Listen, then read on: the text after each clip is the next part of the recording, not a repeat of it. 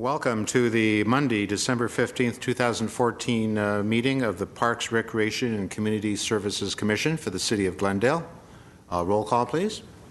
Commissioners Kalfayan? Yes. Khan is absent. Sharkey? Here. Wu? Present. President Fuad? Here. The agenda for the December 15, 2014 meeting was posted on the bulletin board outside City Hall on or before Friday, December 12, 2014. Item 2, upcoming council agenda items. Staff, Mr. Duran. Yes, President Fowd, members of the Parks, Recreation, and Community Services Commission.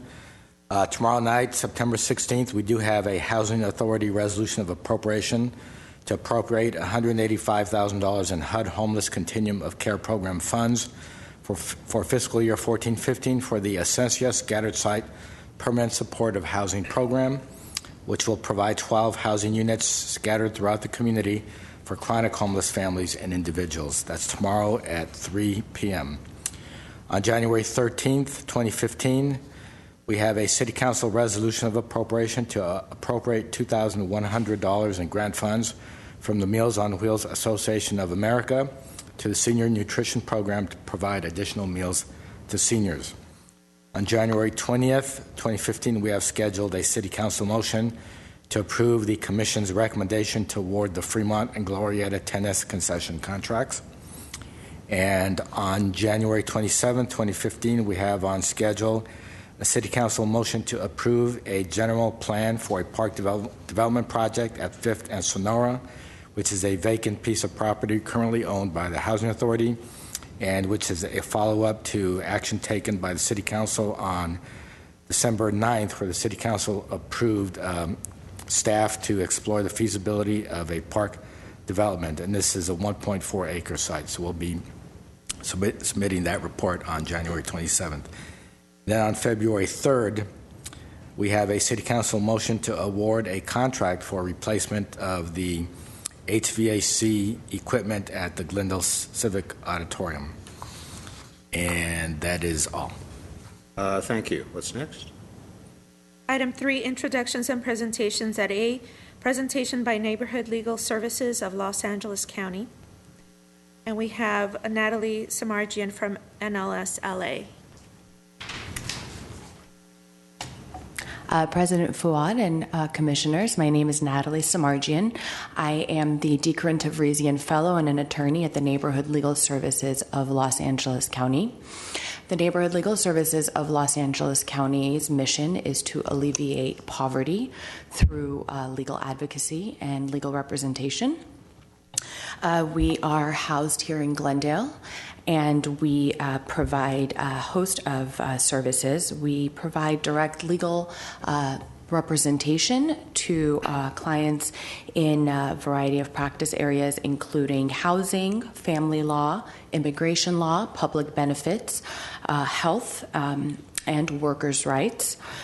Where our litigants either do not qualify for our services, as we are a legal service provider to low-income members of our community, and we do have certain guidelines. We also have several self-help centers throughout the county, housed in various courthouses. The closest to the city of Glendale is the courthouse in Pasadena.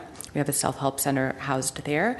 We also have a consumer debt clinic that we have here in Glendale, as well as we have the Safe Family Task Force, where we collaborate with other stakeholders who provide services in the areas of domestic violence to collaborate to find solutions to some of the city's most trying issues.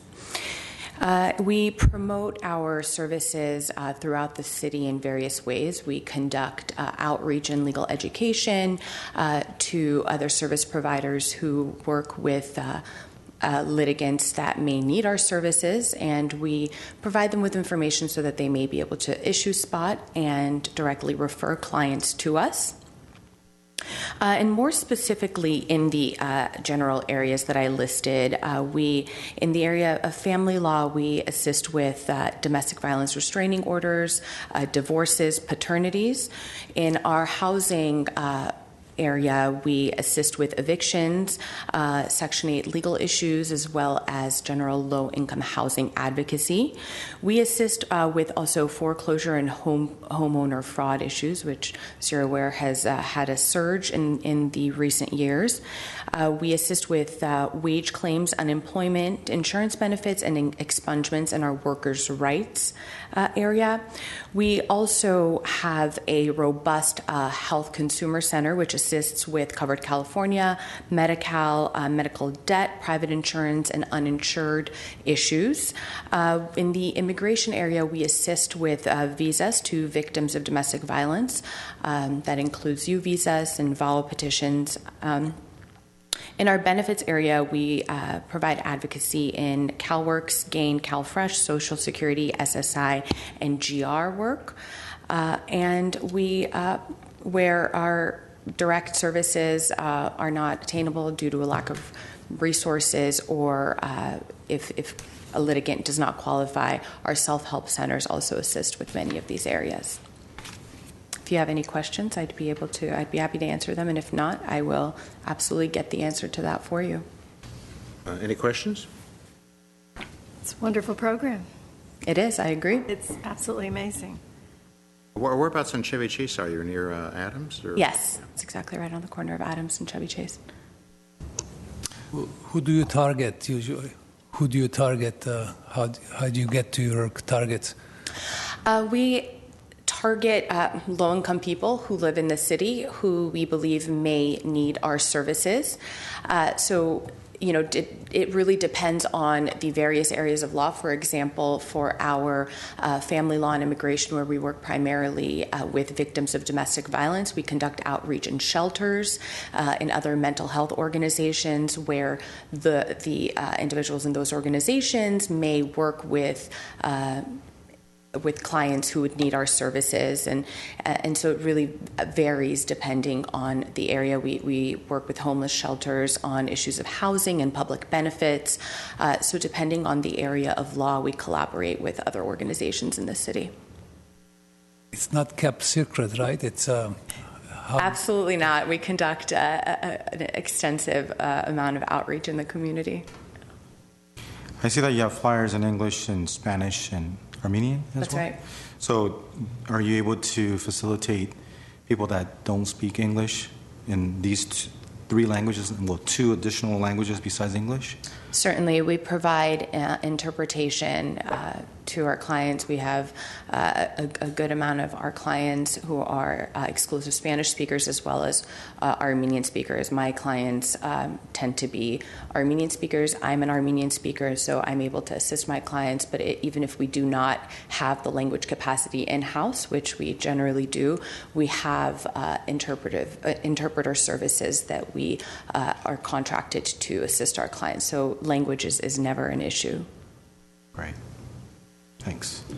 Certainly. Well, thank you. Thank you. I actually would also like to add that the litigants can access our hotline for general services Monday through Friday, 9 to 4, and the number for that is 800-433-6251. And our health hotline, which is in service Monday through Friday, 9 to 5, closed Wednesdays 1, 2, 3, is at 800-896-3202. Thank you. Thank you. What's next? Item 4, Commission staff comments. Any comments from folks? President Fuad, members of the Commission, if I may, I'd like to make a few announcements from our department calendar. I do have them available on the screen so that you can follow along, and I also have a copy for you at your seat. On Wednesday, December 24th, city offices will close at noon for Christmas Eve. However, community centers will close at 3 p.m. And city offices will be closed on both December 25th and January 1st in observance of Christmas Day and New Year's Day. On Saturday, January 3rd, from 9 a.m. to 12 p.m., we're going to have an experimental forest work day at La Tuna Hostetter Fire Road intersection. Space is limited, so we encourage everyone to RSVP at 818-548-3795.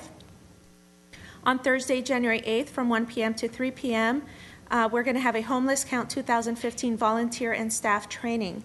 The Community Services and Parks Department is looking for volunteers to support with outreach efforts with conducting the 2015 Homeless Count on January 28th. So all volunteers must attend this mandatory training session on January 8th. If somebody is interested in volunteering, please contact Yvette Sanvelian at 818-548-3720.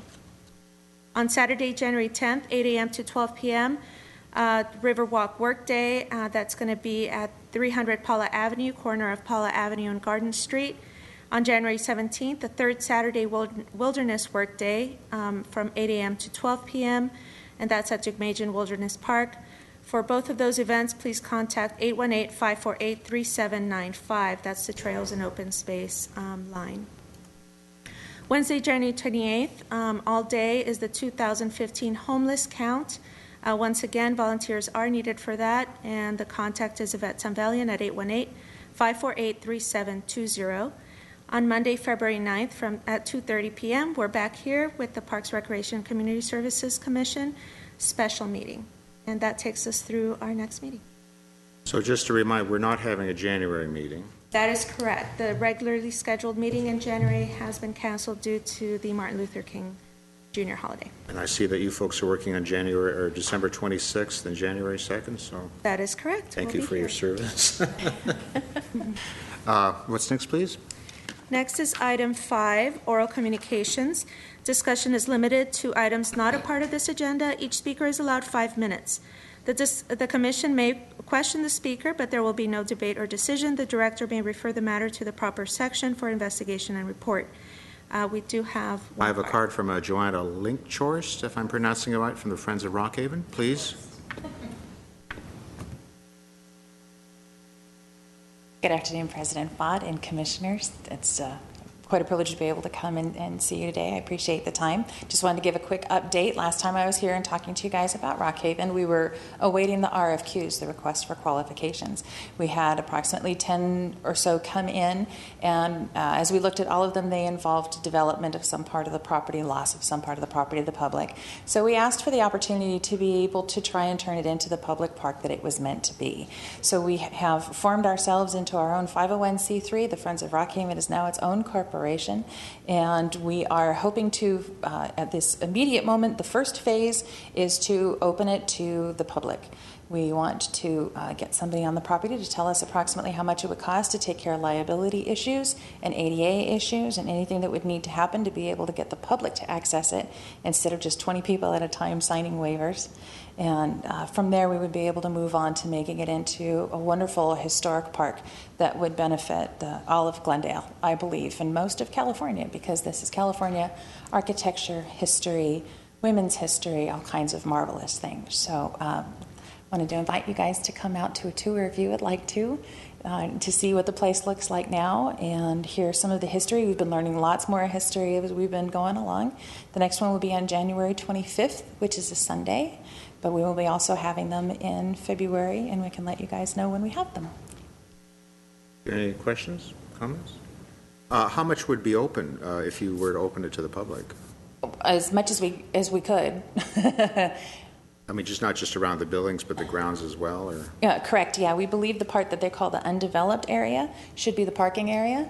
And then in the back area where the well has been found, I'm not certain if we would turn that into picnic or what the limits would be on the well area, or still possibly pursue the idea of there being a library if I could acquire the grants to be able to do something like that. But that's kind of big thinking for me right now. I'm keeping it small into just getting it open to the public. So even for the near term, you'd open as much as you can? Oh, no, absolutely. That is the big thing, is to get as much open as possible. The buildings would not be on that because those would have to be another phase, because those would cost more than I can think about right now. But they're definitely part of as soon as we can get it open to the public, then to be able to move forward with that. And is the city providing any financial help, or it's just entirely your... President Fott, if I may chime in, members of the commission. The idea of opening up Rockhaven for broader public use or for use as a park will require a significant amount of feasibility analysis. which currently is not in our work plan. As Joanna mentioned, we did complete an RFQ process and decided that there weren't any proposals that we could get a consensus on, and that was one of the criteria that we agreed to early on. The group that was working together on the RFQ, that if we couldn't agree and there couldn't be a consensus, then we would not move forward, and that indeed was the case. So the idea was to take more time and possibly try an RFQ again in the future. Maybe the economic conditions or environment would be different, or we'd be able to attract a different type of development proposal that wasn't necessarily housing, because they were all housing proposals. And in the meantime, one idea is, well, in the meantime, let's see if we could continue to open up the facility for more public use. But in my opinion, we haven't gotten there yet. It needs a lot more feasibility analysis and a lot more staff time and resources dedicated to that. We would have to do a lot of work with the fire and building and safety department. This is just to even open it up on a temporary basis. Yeah, even to do that. So that's all the stuff that we still have to look at. Who's supporting at this time? The city is continuing to do, there's a caretaker who lives on the property, and they send a gardener twice a week to look after it. We have been given the privilege of being able to look after the buildings and try and help preserve them and protect them and take care of some of the issues. Unfortunately, one of the buildings, many of them got tarped just in time for the big rains. Unfortunately, one of them didn't have a leak problem that it has now, so I'm not certain if the Friends of Rockhaven will be able to raise the funds to be able to get a tarp on that building, but hopefully it'll be able to be protected. But we go in for cleaning days. The local community is getting involved in learning the history and the possibility of having a historic park near them, and it's a lot of fun. Is there anyone on the premises at all time? Yes, there's a caretaker who lives there, yes, and he looks after the place. While it's raining, he goes to check on the buildings and little flood areas and things. Yeah, he's a great guy. Quick question. How long has it been since the city acquired the property? 6 years. 6 years? Yeah, 2008. So fast approaching 7. What was the city's intent when we acquired the property? Do you know? President Fowler, commissioners, that predates me. My understanding is that it had always been contemplated for well, at that time, it was contemplated for park and community use. Yeah. They were also going to add a library up on the back area, but apparently that fell through pretty quickly. The Montrose Library is next to the Montrose Fire Station, and they were going to extend it. And it was a great opportunity at the time to be able to have land lease money from Trader Joe's come in with the idea that the money was going to go and support the park. But a whole bunch of that plan has fallen apart, so we're just trying to move forward with what we have now. I might also note those were very different economic times as well. Indeed, yes. Yeah, we had The fire station would have expanded, and the library would have been moved to give the fire station that extra room. And as we discussed, times were really great then, and there was a lot of excitement when it was first purchased by the city, and then the economy slumped. But lost the redevelopment funds. And it does need a lot of work, especially safety-wise. But the grounds are beautiful. Are we doing anything that the building deteriorates? It doesn't get any worse, like the statue's there, and Commissioner, the bird bath. How are we protecting that? Commissioner Sharkey, we have no budget except for landscape maintenance, but there is no maintenance budget to improve the buildings or to repair the buildings. So we do it on a case-by-case basis. Okay. If I may, we had a fundraiser last spring to be able to and not restore the statue, because we were told that if it was restored, it would never be allowed to be outside again, and we think that she does need to be outside. But an artist came on with a fabulous idea of being able to stabilize her. Unfortunately, he got a whole lot of work and hasn't been able to work on her yet, and has to submit his intentions and plans to the city for final approval before he goes in and fixes her. In the meantime, we're doing little things like trying to get the paint off of the terracotta that should never have been there in the first place, and water out of the pond that has caused her to crack. So. Well, aside from the fact that, we would like to move things forward, is there any sort of deadline on any of this? I mean, could this be 10, 15 years? It could be off into the future. Well, I'm really hoping it does take that long. Well, no, I understand. But yes, no, if something's not done by X date, we're going to... No, they very graciously have given us time to be able to see what we can, as a community, can manage to do. And we're really hoping that we can turn this into something real by all means possible. Absolutely, yeah.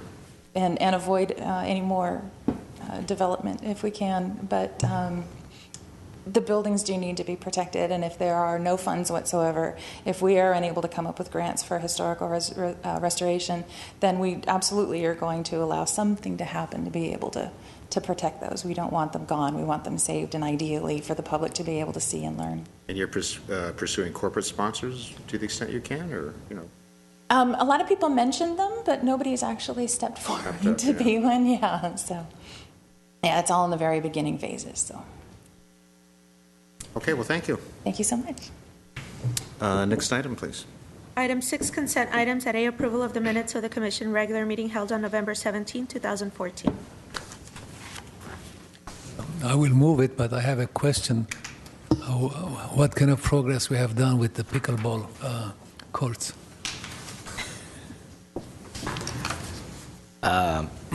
President Fowd, Commissioners, Commissioner Kalfayan, we've actually had discussions in our staff meetings as we are looking at both possibility of developing a new court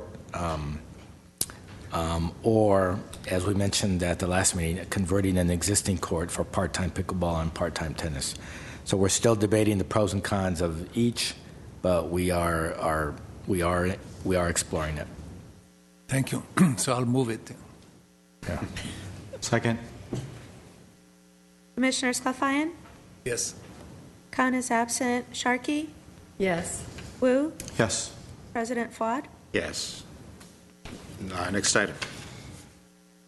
Item 7, business agenda. A, action items. At 1, motion approving selected tennis concessionaires and recommending that the Glendale City Council approve the award of contracts to the selected vendors.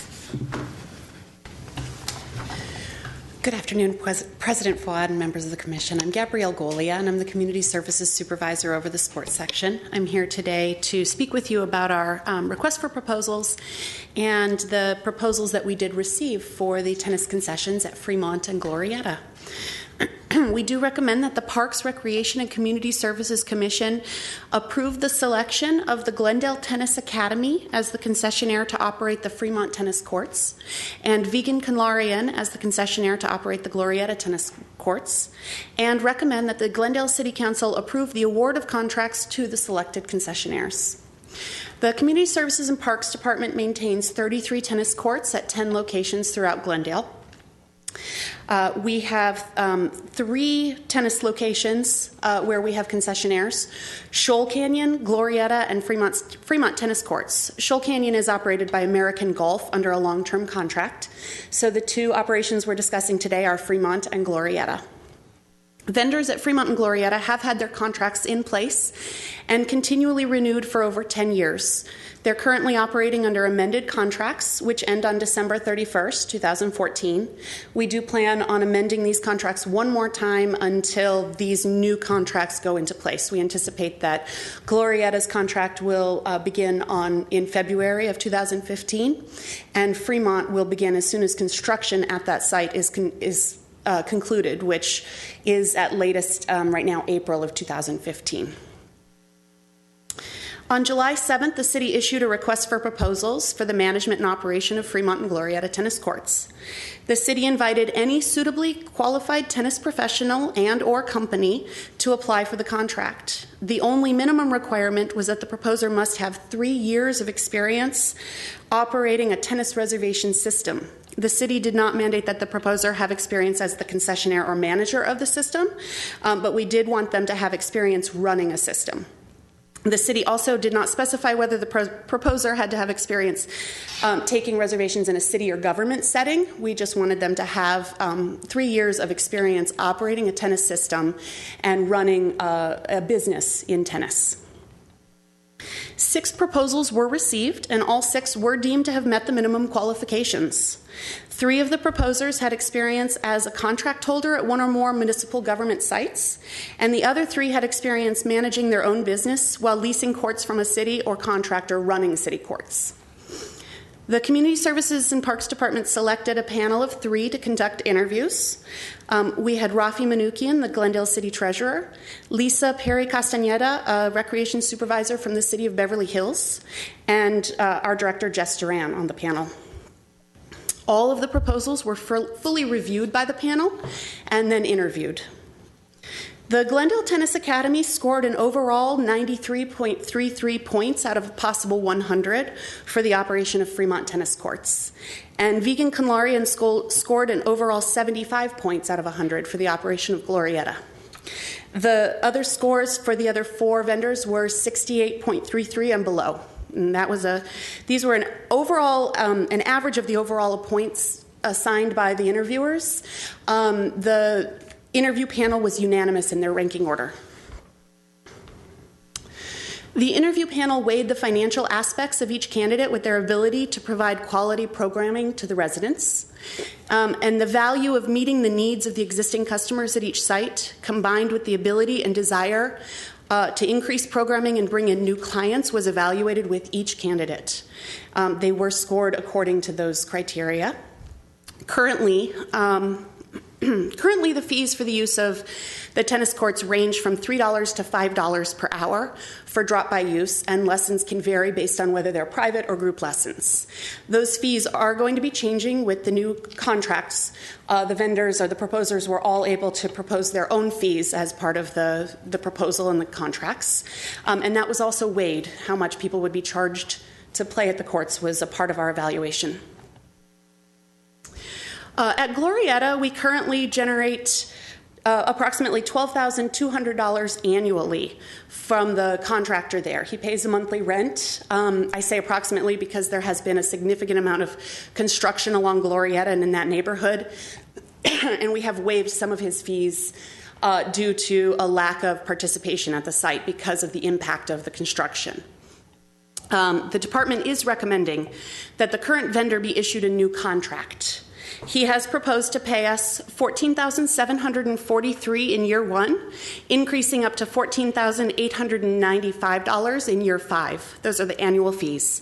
He's proposing an average monthly rent of $1,075 plus 10% of his net profits. If his net profits projections fall short, the city will still be guaranteed a minimum of $12,900 annually.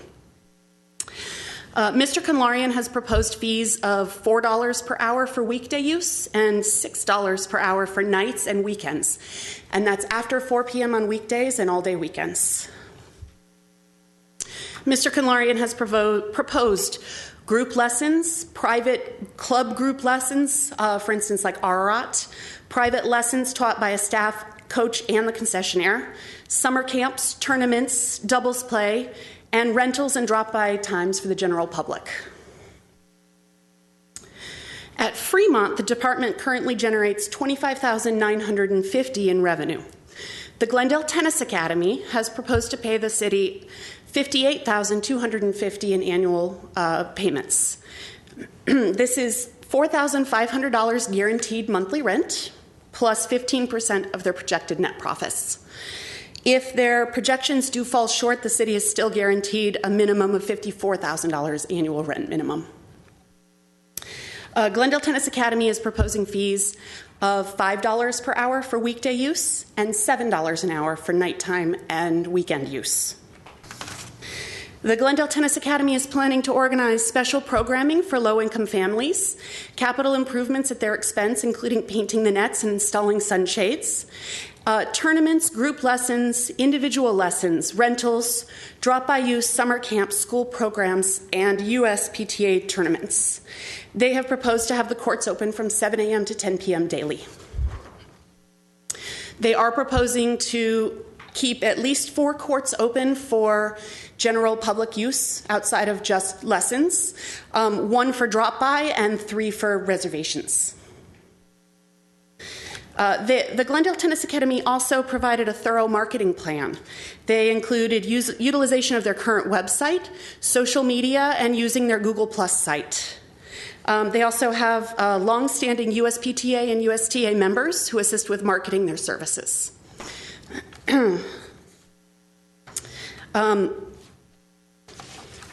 The contract terms for both of these sites is 5 years, and the city has the option to renew the contract annually up to 5 times at the end of the first 5 years.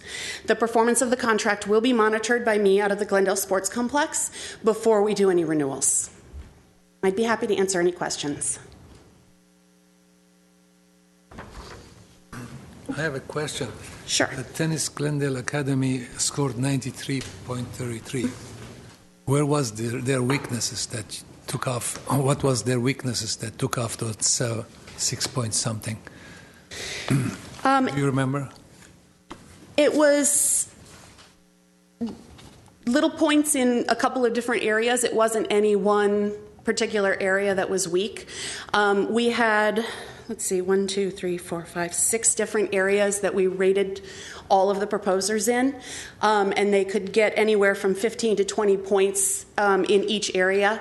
So it may have been that one proposer or one interviewer on the panel, rated them a 19 out of 20, and the others gave them 20 out of 20, which pulled them down just a little bit in various areas. So it was through various areas. Yes, it was. It wasn't one particular area. I'm sure you had a very knowledgeable panel. I trust them. They were very good. Thank you. Yes, that's what I was going to say with Jess Duran and Rafi Manoukian on the panel. A lot of knowledge there, so. Well-known tennis. Yes, really. All right, could you please turn on your mic? Pros. How does the rent to the city for the new contracts compare to the existing? The existing rent at Glorietta, we generate $12,200 annually right now. That's the existing contract. And the minimum amount that we'll gain under the new contract is $12,900. So it's pretty equal. Glorietta has limited resources because it is only 4 courts, and it's really much more of a community park with tennis courts in it that they're operating versus Fremont, which has the 8 courts and can be run more like a center. Fremont right now is generating $25,950 annually, and the minimum that the city will get from the new contract is $54,000. So it's quite a big jump. And part of that is the length of time that the existing contracts have been in place, over 10 years. So the economy has changed, the number of clients at the site has changed, and the extended programming that the new contractors, the proposed contractors are bringing in is more extensive as far as lessons and renters. And again, just to be clear, we're keeping the Glorietta the same provider, but the Fremont is new. Yes, that's correct. We're proposing that the Glorietta vendors stay the same, and Fremont, we choose a new contractor for that site. And today they're 2 different people as well? Yes. We did offer all of the proposers the option to propose or to bid on the operation of both courts, or one or the other, or any combination of that. And after reviewing all of the proposals, the interview panel really felt that it would serve the city best to go ahead and keep it 2 different vendors. How are we monitoring their net income? The city did recommend, and the proposed contractors at Fremont have already looked into an online reservation system. We will be requiring that they submit monthly income statements coming from their their reservation system and their registration system. And we also have some forms that will be submitted to them in their contract, the actual contract, that have to be filled out and submitted back to us. So we'll be auditing and monitoring them on a regular monthly basis. Did we have such a contract before? No. No, the existing contract was a monthly rent. It fluctuated from month to month just a little bit, but it was always the same monthly rent. And so we didn't do as much monitoring of how much business they were bringing in because they weren't paying us a percentage of any net profits. Would the contract stipulate any security deposit? The contract at this point in time does not. I don't believe we will be stipulating any kind of performance bond at this point in time. It wasn't in the request for proposals. But we will be evaluating whether they're meeting the terms of the contract on a regular basis. And if they fail to meet the terms of the contract, then the city will have the option of canceling the contract at that point in time. So once we offer them a 5-year contract, and for whatever reason they can't meet the criteria and they breach the contract, then what type of recourse would we have to recoup the potential loss? I'm looking to Mike Grant, I'm sorry. Well, one of the remedies would be just to cancel the contract, even within the first 5 years. Okay, and I think the director has talked about that. They would reappoint somebody to that position, maybe through an RFP or otherwise.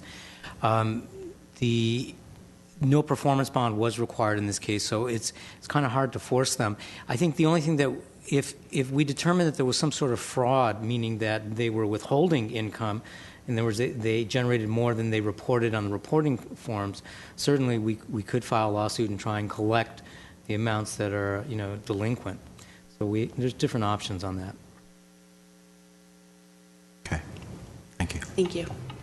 And just if I'm just a John Q. Public, do people go to this? Where do people go now to book a reservation? To a city website or? Right now, they do have to book over the phone with the concessionaire at the site or go in person to the site. And under the new contracts, both of the proposers have said that they will have a website so that people can book online ahead of time before showing up, and that there will still be a court held for drop-by users. So if somebody shows up, there will still be one court held for first-come, first-serve use. And presumably it'd be publicity for what this website is and availability and so on. Yes, absolutely. It will be an all-inclusive website with all of their hours of operation, what's available, and we'll also link it to our parks website so that if people have navigated through to the park site, they can find their way over to the tennis court websites as well. I have one more question. On the reservation website, when someone reserves a particular time slot, are they required to provide a credit card to just hold that in place? And if so, if they don't show on that particular date and time, then are we able to charge their credit card so we basically held the space open for nothing? Since that is up to each individual concessionaire and it's their business, they're collecting the money, that will be their decision as to how they're building their website, whether they're taking a deposit or whether they're charging the amount up front ahead of time. It's not actually the city that's going to be charging that money. Obviously, it would be in their best interest to have some kind of deposit or some kind of payment up front in place, since they are paying the city a portion of net profits, and their profits are dependent upon that as well. But it's not really our decision to make on that side of it. Will we have any input on that? We can certainly ask to review their websites, and we haven't written the final contract. We can definitely recommend that in the contracts. Okay. Thank you. Yeah. Anything else? Yes, do I hear a motion? I will move it. Before you vote, am I allowed to ask a question? Oh, absolutely, yeah. I'm sorry, are you a member of the public? Yes, I'm. Oh, please come to the fore and give your name. Well, my name is Polly Pritchard, and If you could please come to the mic so that everybody can hear you. Thank you. Polly Pritchard. And when you were listing the concessionaires who have applied for the new contract, I didn't hear the current concessionaire mentioned, whether he got a score and what it was. And I was curious whether it was even offered to him. Because I don't know if you're familiar with, he has a really vibrant youth program at Fremont Park, and it's unfortunate the city hasn't been maintaining the courts very well, and it's very slow to repair things, but I'm really disappointed I haven't heard that. So was he one of them and I missed it? Who was it? Mr. Zambrano. Yes, Mr. Ron Zambrano is the current vendor at the Fremont tennis courts. He did provide a proposal to the city, and his overall score was 58.32 out of a possible 100 for the operation of the courts. The city is actually working to resurface and put up new lights at Fremont tennis courts. That is why the new contract will not be in place until approximately April of 2015. The courts will be shut down from beginning mid-February in order to complete the resurfacing and the light project. And will the new vendor provide a youth program, hopefully as robust as seems to be in place now? Yes, actually, the proposal from the contractors that we are recommending includes continuing use with Mr. Zambrano and allowing him to continue his youth program there. And in addition, the Glendale Tennis Academy actually runs a youth program currently at the Fremont tennis courts, and they will be continuing that youth program, and their plan is to improve upon it and grow the program as well. Thank you. Yeah, thank you. Yeah. President Fott, if I can expand on that, as a member of the interview panel, we actually thought that was one of the strengths of the Glendale Tennis Academy. The work that they currently do with youth and their outreach plan to expand youth participation, and they also run tennis programs for disabled youth as well, which was very impressive. Okay. If there are no further speakers? I will keep moving it. Second. Roll call? Sure. Commissioners Kalfayan? Yes. Khan is absent. Sharkey? Yes. Wu? Yes. President Fuad. Yes. What's next, please? Next is item 7A2, motion to note and file a report regarding a temporary art display in Community Services and Parks Adams Square Mini Park gas station policy, related temporary art display agreement, the call for artists, and the proposal form. Please. Good afternoon, President Fuad, members of the Commission. My name is Teresa Alexanian, Community Services Manager with Parks. Before you today is a report regarding a temporary art display in Community Services and Parks Adams Square Mini Park gas station policy and the related policy, the agreements, and the contract that goes along with that.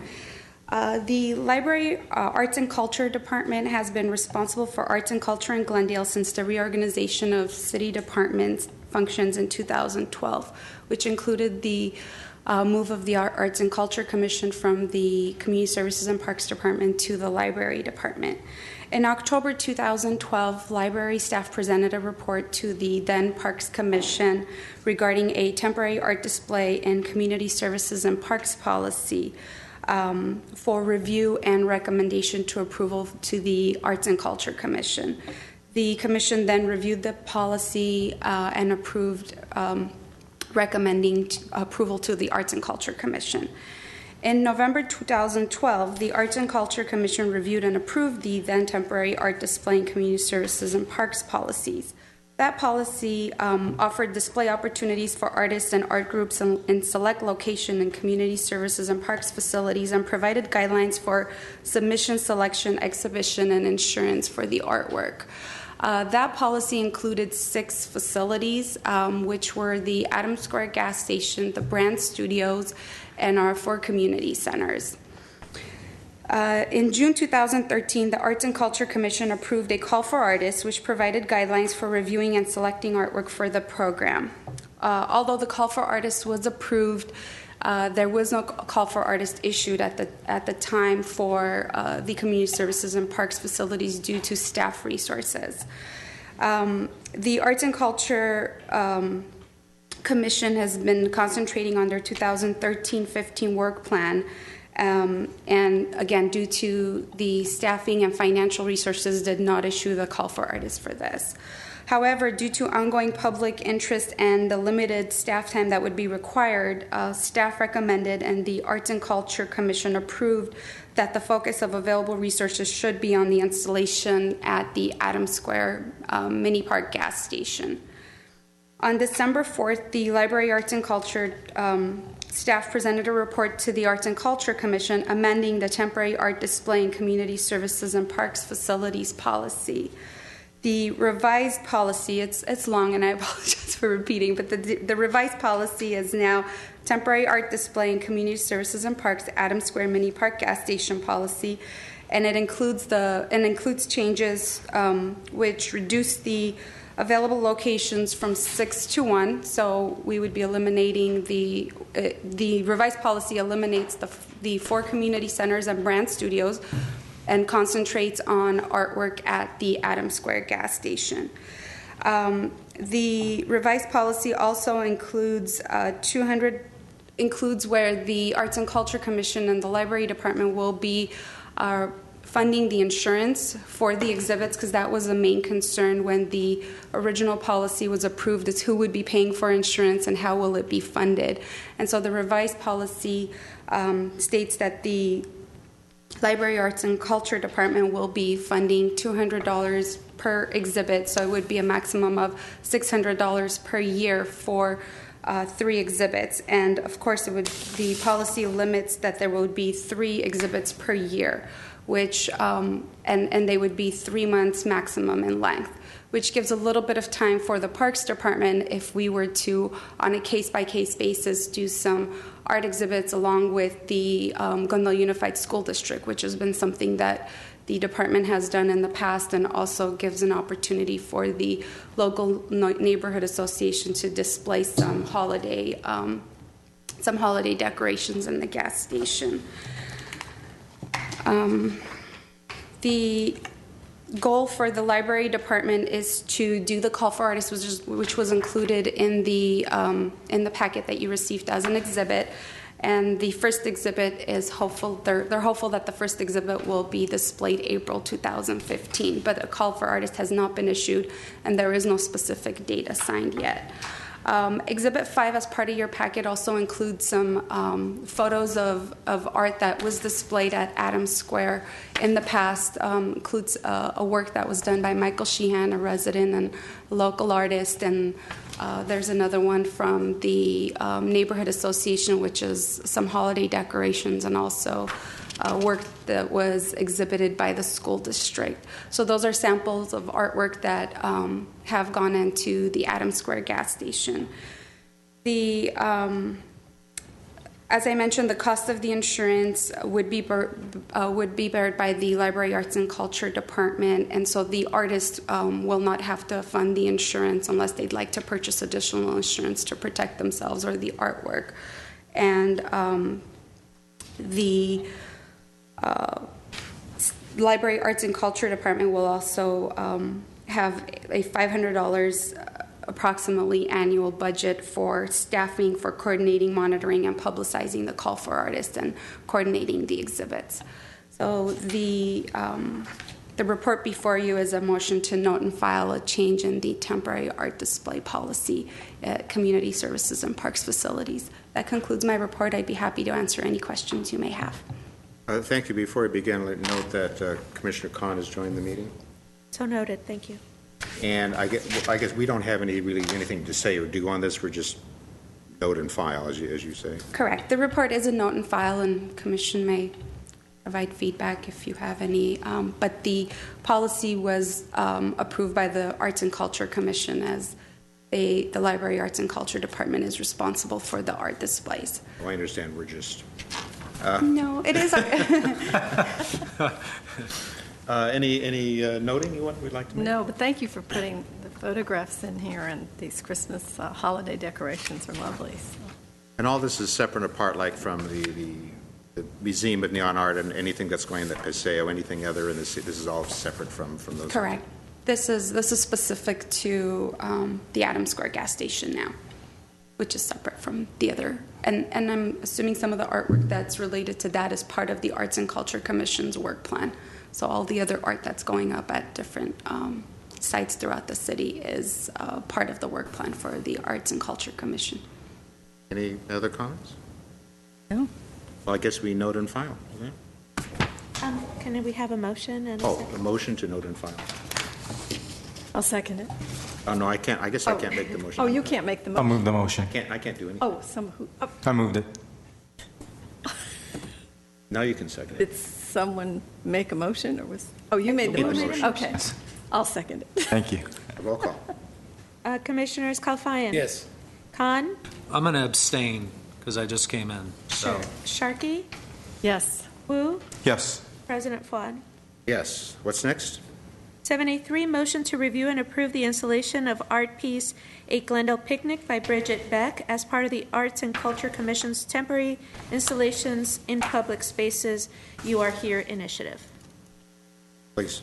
All right. Good afternoon, President Fuad and Commissioners, city staff. My name's Chuck Wyke. I'm the Community Relations Manager for the Library Arts and Culture Department. And one of my duties is I'm the program supervisor and staff liaison to the Arts and Culture Commission. So I'm bringing you a report. We're recommending, staff is recommending that the Commission, Parks Commission, approve the installation of an art piece called A Glendale Picnic by artist Bridget Beck as part of the Arts and Culture Commission's temporary installations in public spaces You Are Here initiative. As part of the Arts and Culture Commission's Urban Art Fund programming, a professional services agreement was implemented with Joy Fewer, who is with AFTA, that's Art from the Ashes, to curate and produce a minimum of 8 temporary public art installations within a 12-month period.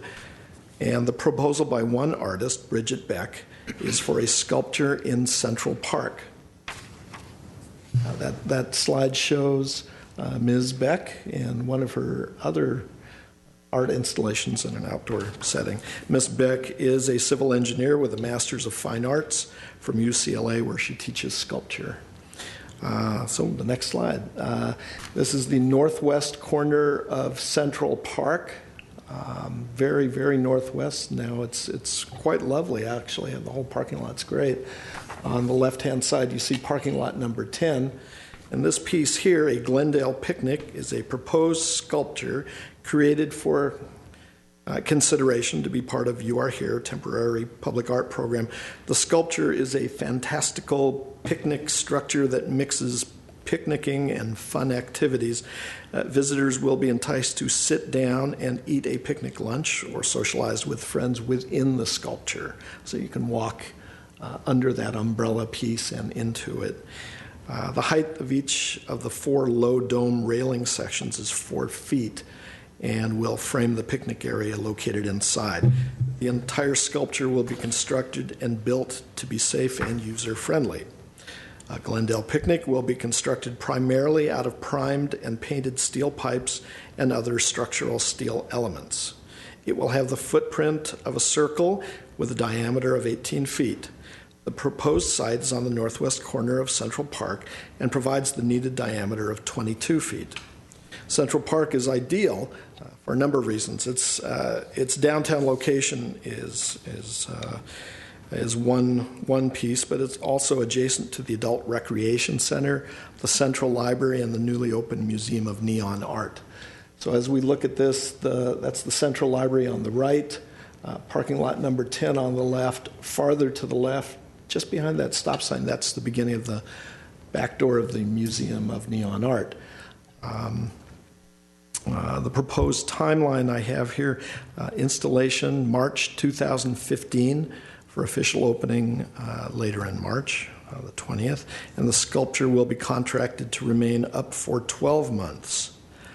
The location on the northwest corner of Central Park was determined to have the least impact on parks maintenance and operations.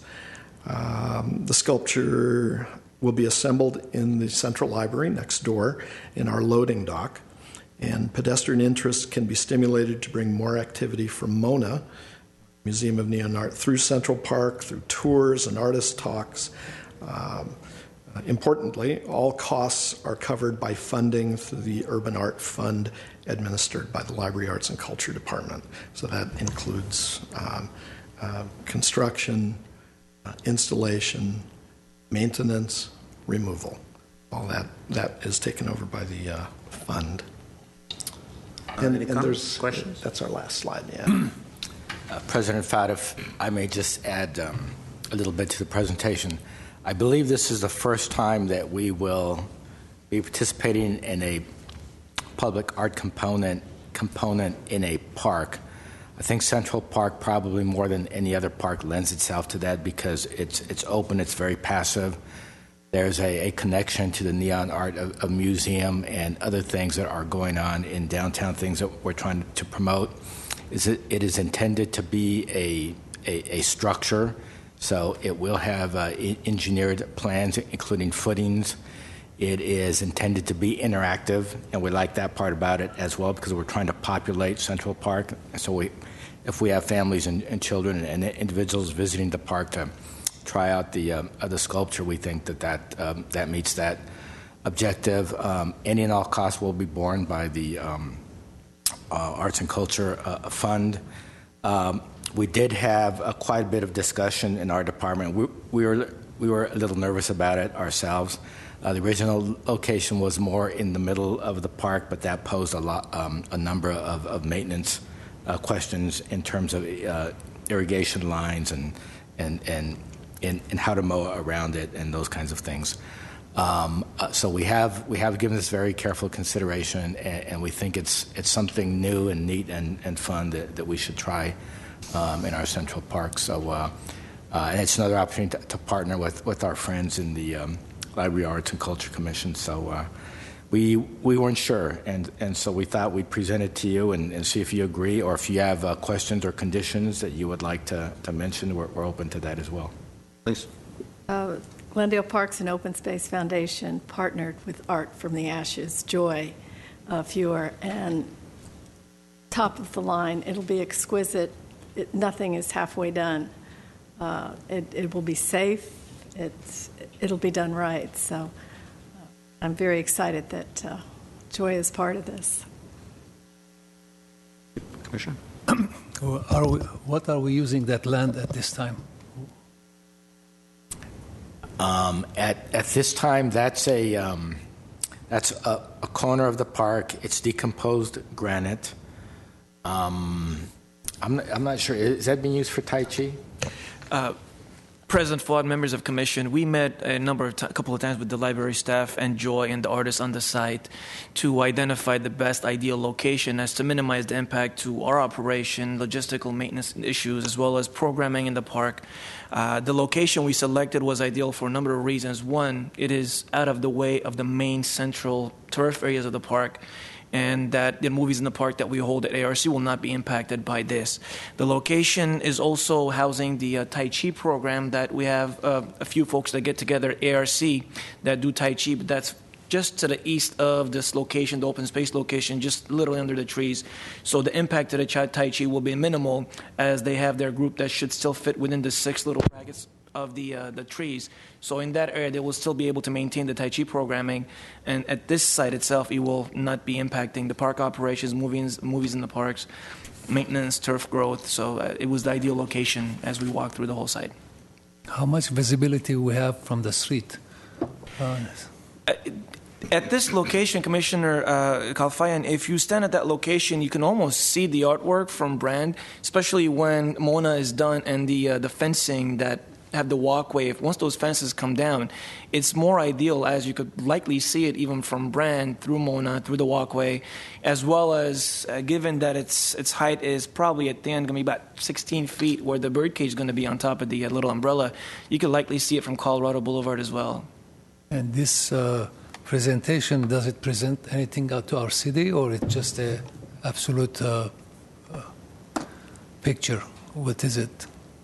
That we put. What is this picture about? It's sort of a fanciful looking park piece, but more as a piece of art than a functioning kind of jungle gym. So it's the initiative with the Arts and Culture Commission was to install a number of large-scale public art pieces. So it's art. It's only art. It doesn't represent any of the Glendale city. Not that I've heard. No. Picnic. Commissioners? Is it interactive in any way? Because I'm imagining that the kids are going to be there. It's a park, and that this piece will be out there. I mean, it's not going to be sectioned off or anything like that. Not at all. It stands on its own, and my understanding is the walkway is, in and out, and the Joy Fears assured us that she's going to work with the artists and certainly the Parks Department to ensure that there's no climbing involved in it. It's not a I was going to say, it almost looks like a little mini jungle gym here. It does. Looks that way, but she said we will work with that artist, and that thing will not entice the spikes any more than anything else it does for a kid to climb on something. Because I think you are going to have people touching it. Oh, yeah. And you're going to have people that potentially are going to climb on it unless there's something that's preventing them from doing that. Yeah, that's again, at least these are proposals. So our number of proposals, this was one of them, and it's not at all finalized. So our job was to come before Parks staff and make sure that it fit in with their designs, and those sorts of limitations were taken into account. So then you will be coming back with a variation of this? Not sure. What did you guys decide? President Flood and commissioners, if I may, when we met with the artist, the same concerns you raised, Commissioner Khan, was also our concern, the park, as the original concept of design literally led to it being more of a jungle gym. Sure. So it had the steps on the outside. It was supposed to be a bit more interactive. We raised concerns that kids can consider this as a play feature, right, and it literally is not. It is more interactive as an art piece. So the new model that you noticed was a reiteration of the artist to give us a better idea as to some of the changes she's implementing so that it won't be conceived as a play feature itself. It will be interactive. It will have the openings that you noticed. If we could go back, as you noticed right down the middle where there's an opening, it is accessible by a wheelchair as well, so people can literally use it more in a sense of an interactive picnic area versus a play feature. We also discussed it with staff that we will likely be posting a sign identifying it as such and letting parents know that this is not a playground or a play feature. It is an art piece intended for you to enjoy as art, as well as enjoy the picnic area inside. So some of the changes the artist proposed kind of, even though it looks as though it will be more of a jungle gym, at max it will be about 4 feet high. So it's not going to be as much of a concern as a play feature, people climbing and hurting themselves, as the original iteration would have been. So the artist has worked with us in addressing some of the concerns specific to kids climbing and injuring themselves. Is there a table in the middle? There is a picnic table in the middle. You can sit down and eat at the table? Absolutely. The artist's image is for people to kind of come to this feature itself, walk around it, see what the designs are, and ultimately find their way into the picnic area and literally have lunch at the picnic, the tables. And you mentioned that when the paseo is finished next to the Mona, then you'll be able to see through from Brand and see it? Correct. If you stand right where the structure is at the moment in this photo, you could actually see Brand Boulevard and parts of Americana. Now, it isn't a very wide open because it's a narrow site, but even standing from Brand Boulevard, as I was yesterday at the Americana, you could see through the gap where this location is supposed to be, so it likely will be visible from Brand Boulevard and Americana. Because to me, that would make sense to kind of bring people in to kind of entice them, even if you had to shift it just a little bit to make it visible. Absolutely. That's President Fowler, members of the Commission, Commissioner Khan. That's actually good feedback. Once the artist does the final layout, we will keep that in mind. That one of our goals is to be able to have a visual from Brand Boulevard and because this will be colorful as presented, right? Did you think my other comment was good feedback too? Less. Thank you. Commissioner Wu, did you have anything? Just a quick question. So who would be kind of signing off on the final rendering? Okay, this is going to be the piece that's going to be going in there. Would Mr. Director Duran be the person? We'll be signing off on it, concurrent with the Library Arts and Culture Director. Okay. Go ahead. I have another question. My concern is if another group, a cultural group, comes in and asks us for another piece of land to display another program or another art program there. Do we have it? Are we able to grant them, or what's going to happen at that moment? Commissioners, right now, the only program we have is an annual call for artists that's part of the Library Arts and Culture Department and part of the Arts and Culture Commission. Or Chuck, correct me if I'm wrong, is that an annual call for artists or biannual? Or? Their current 2-year work plan includes a number of projects, including, you've seen them, the utility box murals around the city, this temporary art locations. There's also a performance series. So at least under the purview of the Arts and Culture Commission, they'll work on their plans, and depending on what sorts of arts programs they want to bring forth and put out there for artists to come forward, that's what we'll be doing. So it doesn't preclude anybody from coming in and asking, but within the parameters of the Arts and Culture Commission, they have a work plan that they move through. So it's not a structured, ongoing program, and it's case by case. In this case, it was part of a call for artists, and this was one of the proposals that was submitted and accepted. And that's why we made the other presentation on the temporary public art at community service and parks facilities policy, because the original policy identified 6 park facilities where anyone could propose to have to display temporary art. We have revised that down to just 1 facility where anyone could submit a proposal to display public art, and that's at the Adams Square gas station, due to not having as much staff resources as we had when we started that discussion. So right now, there's not a program in place where anyone could propose something similar in another park in the city. My concern is, like, we have, as you know, we have a lot of ethnic groups in this city. If, for example, Armenians or the Koreans come in and they say, we have an art to display in this corner, what are we going to say? Is this going to open that door to them, saying, yes, you let them put this one, and you're not letting us put our culture on there? That's my concern. The other point is also to be able to use, at least a little bit different, but that's an excellent point, is to use areas in our parks that are hardscape to display art instead of taking away our green lawn areas, because we don't have a lot of that. That was always, to me, the intent of parking, for instance, not having lots and lots of parking spaces, because that eats up a lot of our lawn area.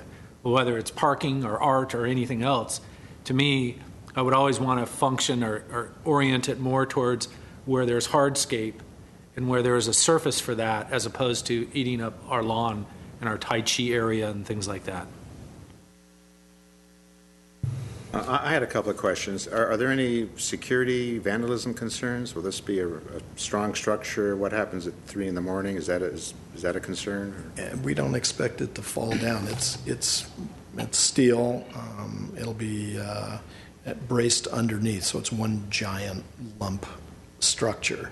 So it's pretty sturdy that way. I believe the metal is treated, and she has a number of these pieces out in parks and different places. So they hold up in terms of vandalism, potential vandalism, or just the weather. They're outdoor structures. And who owns the structure? After 2 years, does the artist take it away, or does it goes away? Okay. And are you going to do anything with the DG? Are you going to put another surface there for the DG? Are you going to put in a new surface, or just keep it as DG?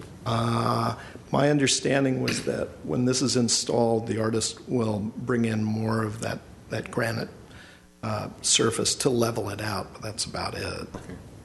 And you mentioned this is art from the ashes. What does that mean? Art from the ashes, I think the Parks Commission or the Parks staff will probably be able to describe that better than I can, but we certainly had some fires up in the northernmost parks, and there was a nonprofit group started to raise funds for the parks.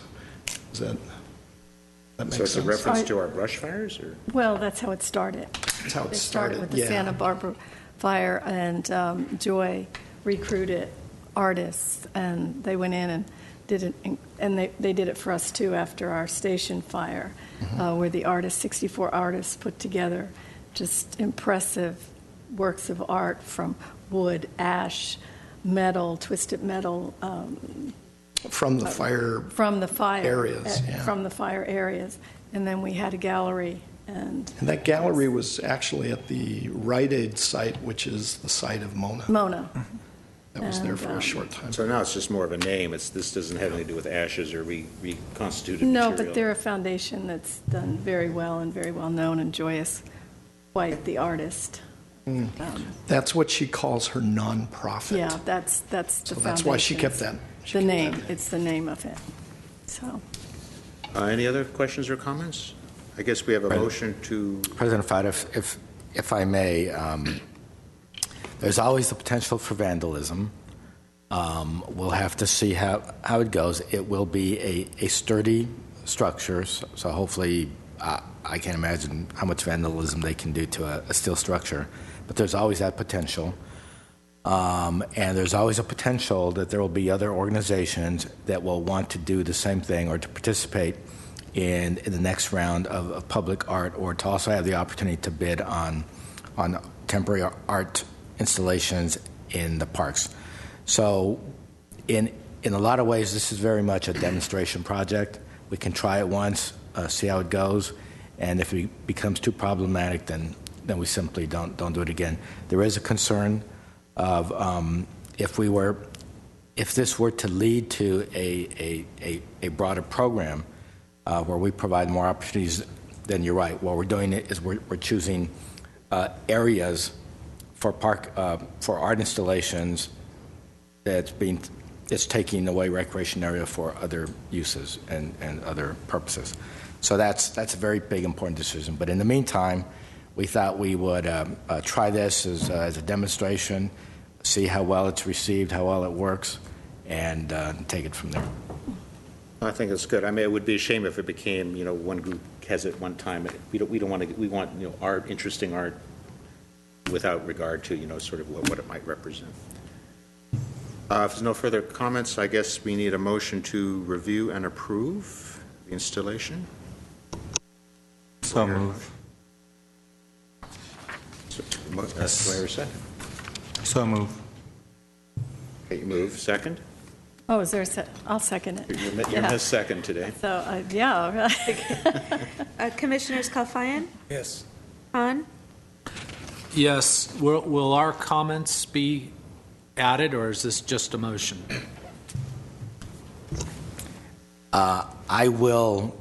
We will relay your comments and concerns to the artist, the Library Arts and Culture Director, and everyone else involved in this project. Thank you. This is about art. It's going into anything else, like you mentioned, the different cultures, but this is art, and that's what Joy does. Art for art's sake. So, yeah, and there's so many people in the community who would like to have Glendale known as an artistic community, so, especially with Mona coming in, and so that's what this really is. We're building artistic community for 70 units at the YMCA's. It's coming up very soon. Yeah, soon, very soon. Continuing with the roll call, Commissioner Sharkey? Yes. Wu? Yes. And President Flood? Yes. Next items, please. Thank you very much. Thank you. Next item is 7B, reports information only at 1, Summer Aquatics Program Report. President Fowd, Mr. Bulanikian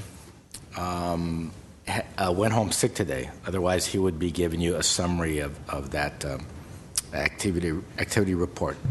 So you have the written report. If you have any questions, we can defer them to the next meeting in February Mr. Bulanikian is here.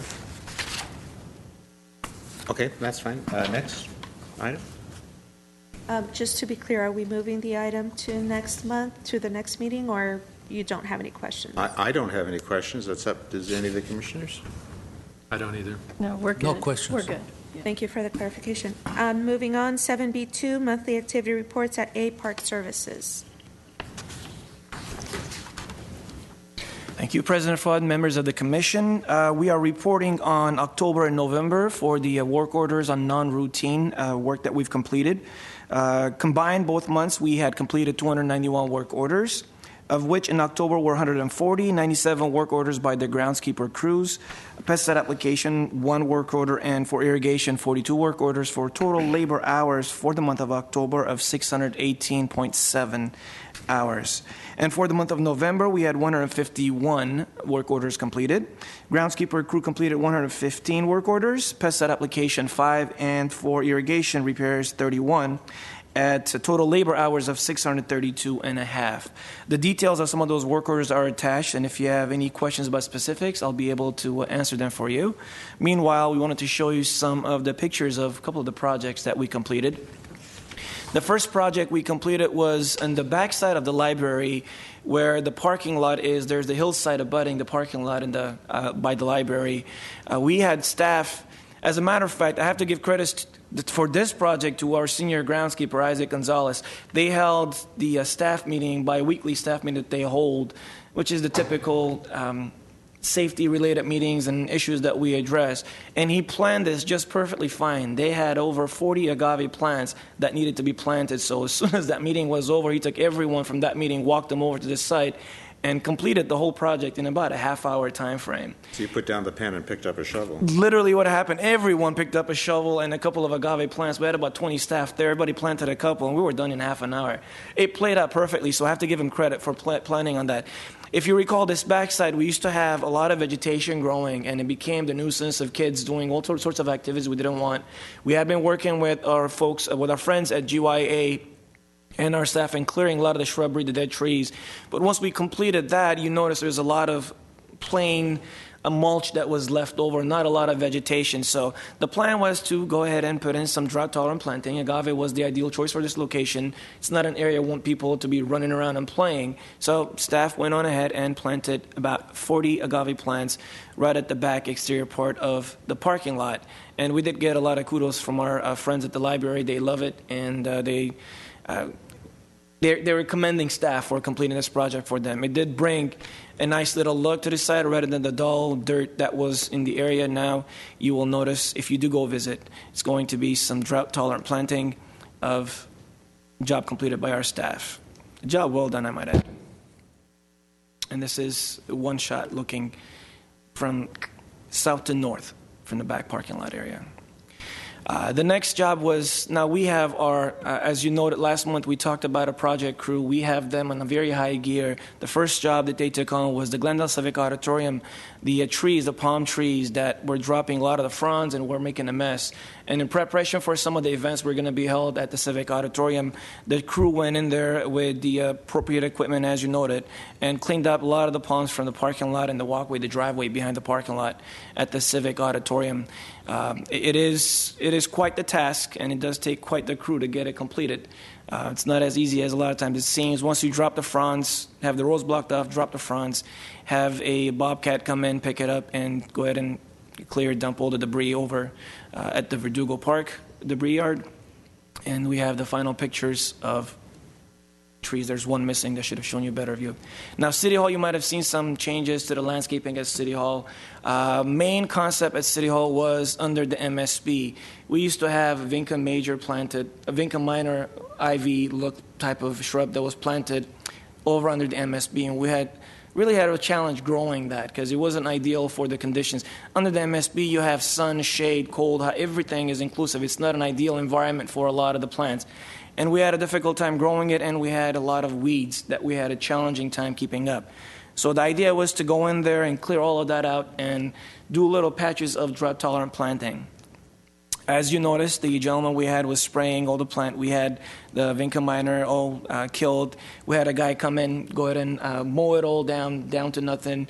Had another crew come in, the same crew come in a different day, take all the debris out, bring it down to dirt, level it, identify the type of planting. There was serious irrigation changes done at this location. We eliminated over 200 sprinklers from this site by doing this task. And the sprinklers are specific to the areas we're planting. So we capped all the sprinklers, moved some lines specific to the small planting areas that you notice if you step out, and those are the only areas that are being irrigated. We should see significant water savings for this site. And not to mention that the plant selection is drought tolerant, so once they're established, we'll be reducing further the water consumption in this location.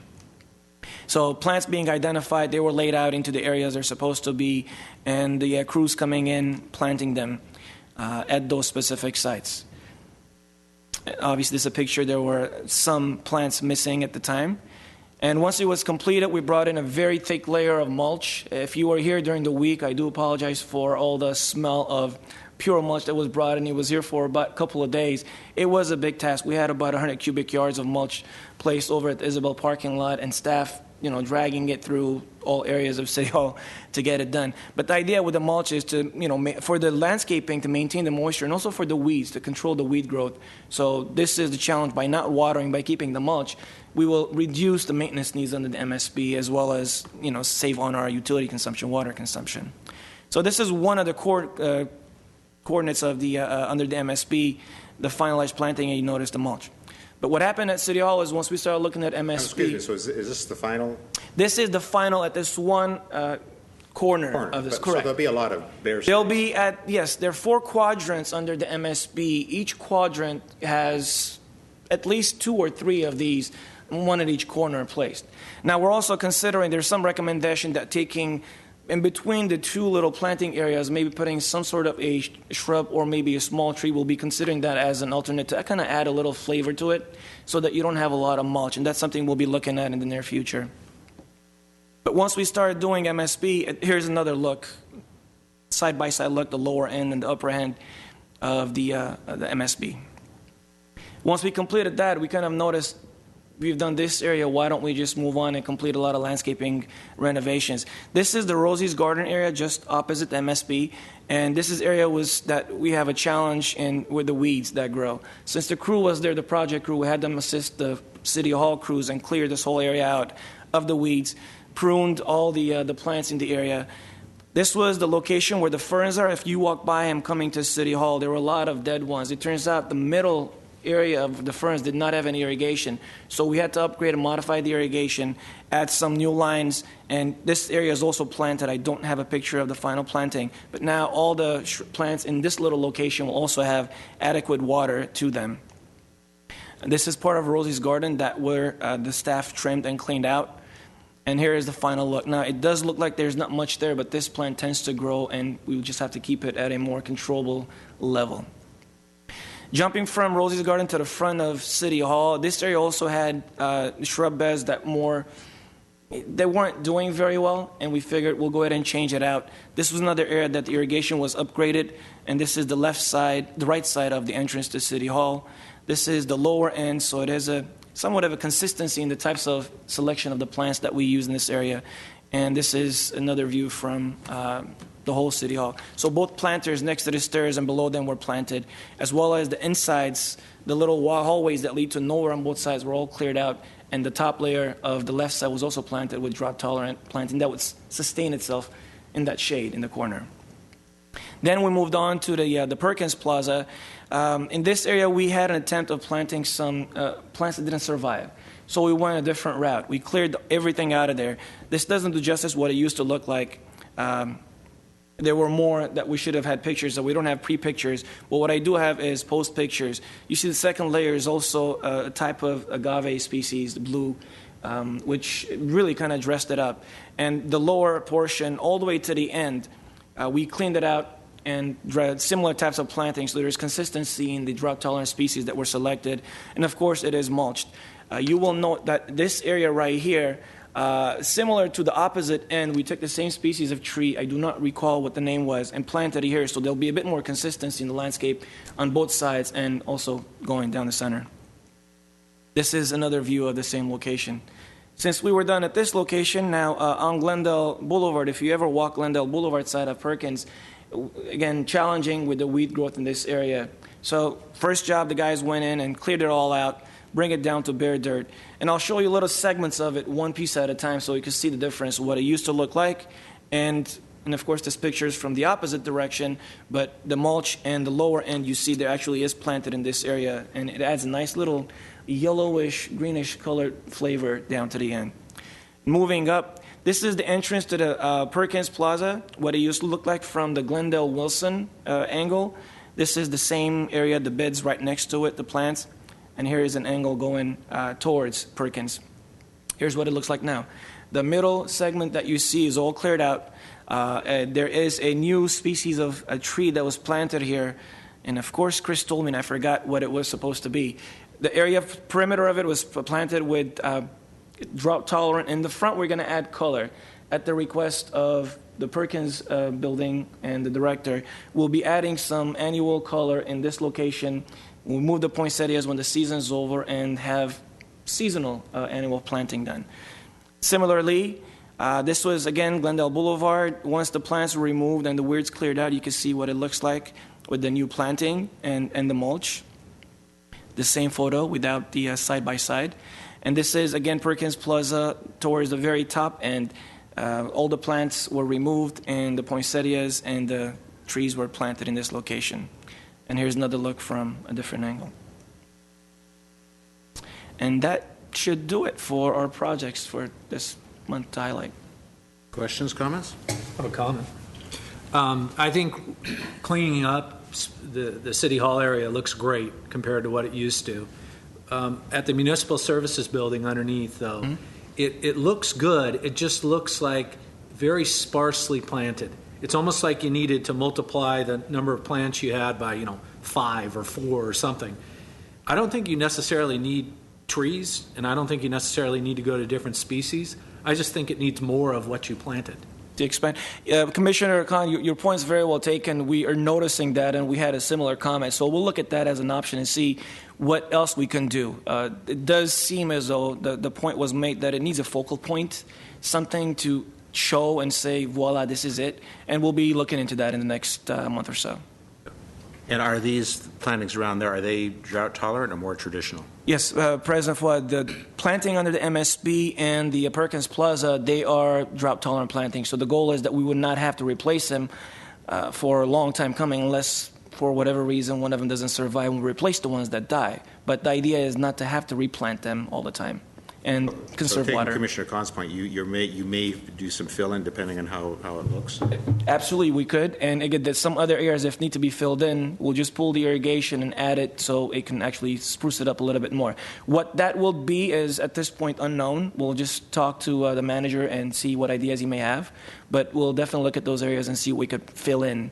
And again, be either the similar species or something of drought-tolerant nature. So we don't want to have 2 different types of plants in an area. It has to be zero landscaping, which is same type of landscaping in an area, same type of water requirement. A lot of times, though, when it looks sparsely planted, when everything starts growing, like a cedar, it's overgrown. So a lot of times it can look like that way, and then it grows. That's happened in our yard, too. That's true. Where it looked so sparsely planted, and now they've just filled out. So and we have to be careful with that, too. Yes, and Commissioner, that is one of the reasons why we want to let it kind of fill in a little bit. The areas that they're filled in, they're not quite going to expand to the more open areas, as Commissioner Khan is pointing out. Hence the reason we want to consider carefully what to put in there so it doesn't become the jungle and require a lot of pruning to keep it. Keep the look, yet add something to kind of give it the focal point is what we were looking at. Great. Thank you. I guess like under the MSB, I had some personal landscaping work. There's more of a thought just keeping stuff unplanted now. Just keep it mulch. You don't have to fill every single inch with a plant. I guess that's part of the theory under the MSB as well. And that is precisely the case. If you notice, if you walk under the MSB, the lower portions of the planting, it's there is nothing planted there. It's all mulch material, fiber. And that's because it's going to be very difficult for us to grow something down there. And the fact that it's in a slope, irrigation becomes of an issue because if we irrigate, water is going to have all the mulch kind of go down to the base. And at the same time, staff safety and working in that area at a slope were concerned. So that very lower portions of each quadrant are at this point very clean looking, mulch. It's not very visible from the public's eye from the outside anyway. So it bodes well for what we've done in that location. Thank you. Anything else? So we move on to 7B2B, Recreation and Community Services. As President Fowd, again, if Mr. Bulanikian was here, he would be giving this overview, but I will go ahead and give an overview.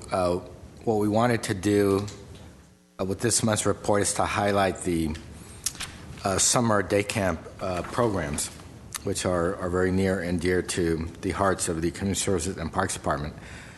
So annually, we do have 6 camps, one at Griffith Manor, one at Spar Heights, one at the Joe Bridges Clubhouse in Glen Oaks Park, and then one at Maple Park and one at Pacific. We did see increased numbers this year. We increased participation at Spar by 69% and at Maple by 44%. That's very significant, and I think that's all about marketing and advertising and the internet and word of mouth that these are well-run, fun summer camps. We had a total of over 3,700 duplicated campers this past summer. On any given day, that was about 360 between the 6 camps. Under the day camp program, we were able to hire 16 Glendale Youth Alliance workers. So they had jobs, and we benefited from their help. And needless to say, they can communicate quite well and connect with the kids because they're not too far removed from being kids themselves. We had total expenditures of $251,000, total revenues of $272,000, for a net profit of $21,000. It's typical for us to either lose a little bit or break even with our summer camp program, so we're very happy with the results. We will offer scholarships on a case-by-case basis. It's not something we advertise or market, but if we have a family that needs the camp and simply cannot afford it, we will look at that on a case-by-case basis and usually take them in. And that's it. go ahead. At the Pacific Park, did we do well? Or we're up or we're at the Pacific Park?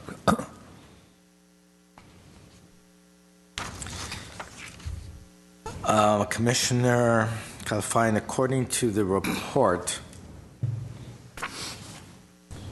we are up. We're actually doing quite well at Pacific Park. Where is it that we're down? Which camp?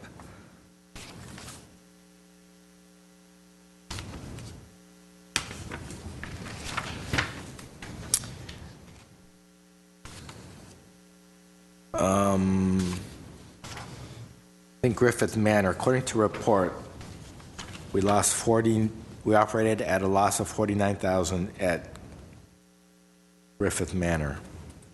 Griffith Manor is our newest summer camp. And our prices are still compatible with the others? Yes. Our prices are the market rates to what other city summer camp programs are charging. If a parent comes in with a few kids and they don't have the funds, do we have a backup to help them? We will help those families on a case-by-case basis. Yes, yeah. Thank you. But again, it's not something we advertise, otherwise we'd be inundated and we wouldn't be able to run the program. Nothing else? What's next? Next, we have item 7B2C, Park Planning and Development. As President Fowd, I will give that report, and I have an oral report. I was unable to get a written report to you, so I will quickly go through the major activity currently going on under our capital improvement projects. At 4 Fremont Park, we are initiating the Fremont Park Master Plan. Fremont Park is a 7.9-acre park. As part of the fiscal year 13-14 budget, the City Council did appropriate $150,000 for a master plan.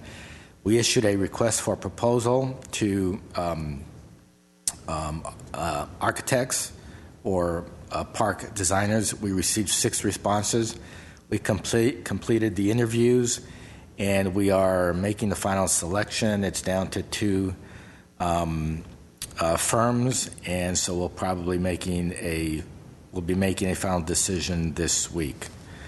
We do anticipate that the contract for the master plan will be less than $50,000, so that's good news. The master plan will include community participation, and the master plan project we anticipate will be completed by 2015. For Fremont Park, we project that we are talking about a $3 to $4 million project, so it's going to be a major rehabilitation of that park. And after Palmer, which is currently in the construction document phase, Palmer Park will be our highest priority in terms of sprucing up our neighborhood parks.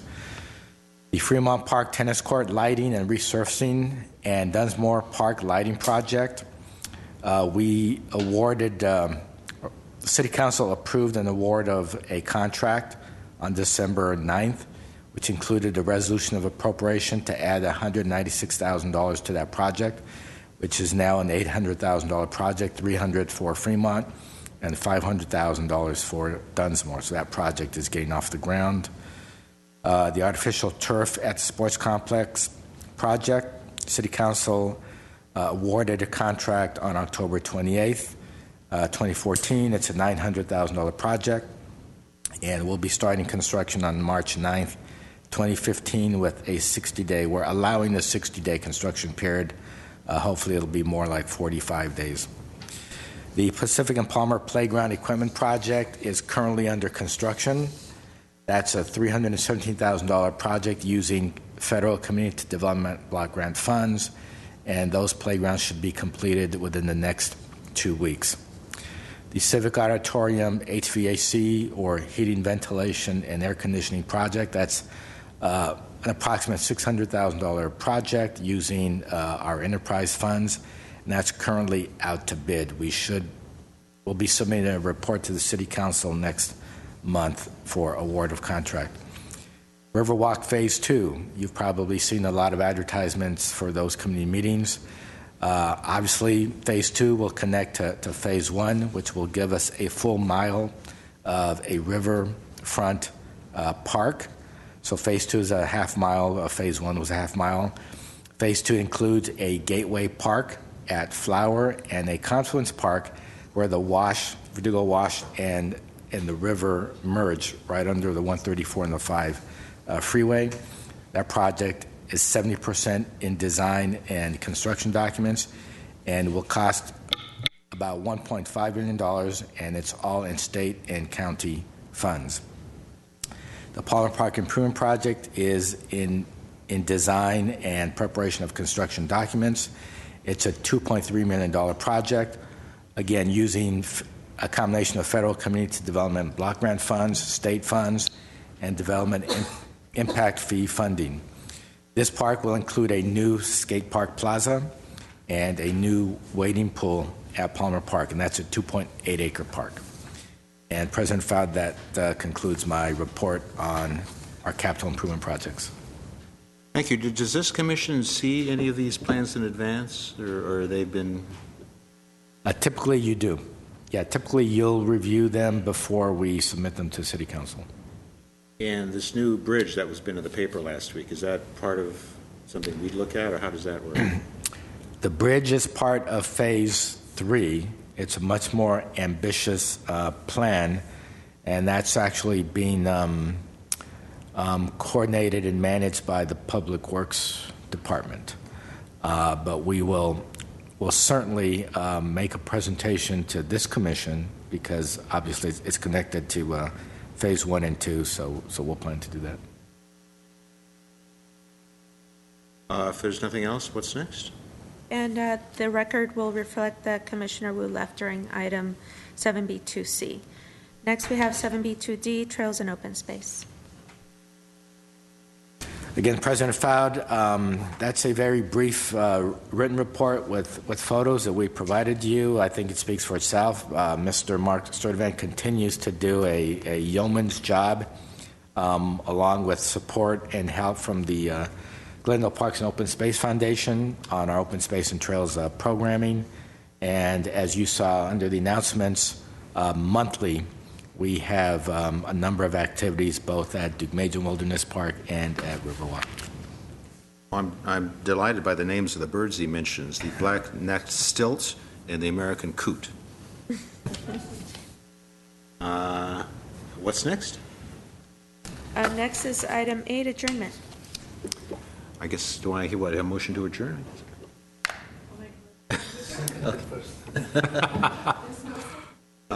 We are adjourned. Thank you.